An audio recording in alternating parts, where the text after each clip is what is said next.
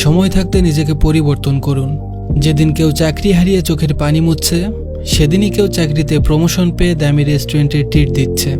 লাইফে কিছু একটা করতে না পারার কারণে যেদিন আপনাকে কেউ ছেড়ে চলে যাচ্ছে, সেদিনই কোনো এক প্রতিষ্ঠিত ছেলের কাছে কয়েকটা মেয়ের বিয়ের বায়োডাটা আসছে। হাত পা গুটিয়ে বসে না থেকে সিরিয়াসলি এবার লাইফটাকে নিয়ে ভাবুন। আজীবন সময় দিয়েছেন নিম গাছের নিচে, আর এখন এসে বলেন জীবন এত তিতা কেন? দোষটা কার ছিল? ভাঙা সিন্ধুকে কেউ টাকা রাখে না, নষ্ট ঘড়ির কেউ যত্ন নেয় না।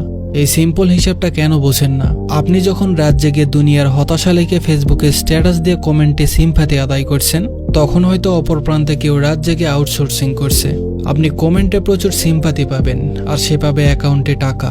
আপনি যখন স্টুডেন্ট লাইফে বাবার টাকায় বন্ধুদের সাথে মাস্তি করে দামি রেস্টুরেন্টে খেয়ে ফেসবুকে স্ট্যাটাস দিচ্ছেন, তখন আপনারই কোনো এক বন্ধু ক্লাসে অ্যাসাইনমেন্ট আর নোট নিয়ে ব্যস্ত ছিল।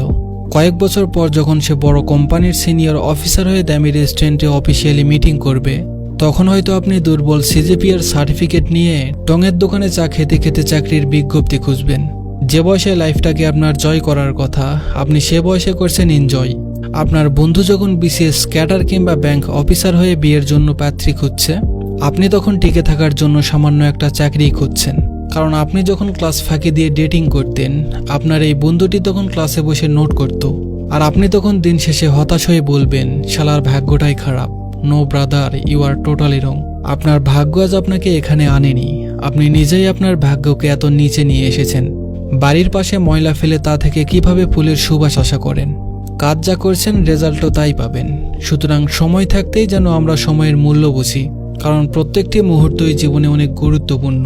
ধন্যবাদ সবাইকে।